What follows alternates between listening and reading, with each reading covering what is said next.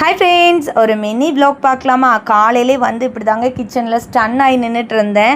ஏன்னா நைட்டு எந்த வேலையுமே செஞ்சு வைக்கல. எப்போதுமே நைட்டு சமைச்சு முடிச்சுட்டு கிச்சனெலாம் க்ளீன் பண்ணிட்டு பாத்திரம்லாம் கழுவி வச்சுட்டு படுப்பேன். அப்போ கொஞ்சம் காலையில் ஈஸியாக இருக்கும் நமக்கு சமைக்கிறதுக்கு. பட் இன்னைக்கு காலையில் எழுந்து வரும்போது அப்படியே இருந்ததுங்களா. நைட்டு கொஞ்சம் டயர்டாக இருந்தது, வெளியில் போயிட்டு வந்ததுனால எந்த வேலையுமே செய்யலை.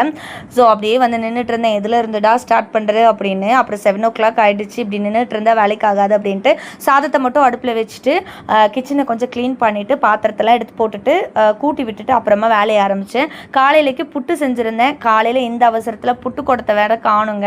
ஸோ புட்டு செய்கிற பாத்திரம் எங்கே இருக்குது அப்படின்னு தேடி பார்த்தேன். முடிஞ்ச அளவுக்கு இந்த வீடு வெள்ளை அடிக்கும் போது எங்கேயோ மாற்றி வச்சுட்டேன் போல் இருக்குது, தேடி எடுக்க முடியல. அதனால அப்படியே புட்டுக்கு மாவு விரசி கரண்டியில் எடுத்து அப்படியே இட்லி சட்டியில் வேக வச்சுட்டு மதியானத்துக்கு தக்காளி சாதம் செஞ்சு புதினா சட்னி பண்ணியிருந்தேன். இந்த 3 அடுப்பு இருக்கிறது இப்படி ஒரு மாதிரியான சூழ்நிலையில் தான் புரியும் எவ்வளோ நல்லாயிருக்கும் அப்படின்ட்டு. பட் இதில் இருக்கிற மைனஸ் என்ன அப்படின்னா, அந்த 3 ஸ்டவ் பர்னர் இருக்கும்போது கொஞ்சம் பெரிய பெரிய பாத்திரம் வந்தால் இந்த மாதிரி தான் இடிக்கும். அது ஒன்று தான் பிரச்சனை. பட் அதுக்குமே இப்போ நிறைய சொல்யூஷன் வந்துடுச்சு. 4 ஸ்டவ் நல்லா கேப் விட்டு வைக்கிற மாதிரிலாம் வந்திருக்கு. கண்டிப்பாக அதை வாங்குவோம். இந்த புட்டு வந்து நீங்கள் மாவு விரசும் போதே கொஞ்சம் நெய் சேர்த்து விரசுனீங்க அப்படின்னா சூப்பராக இருக்கும்.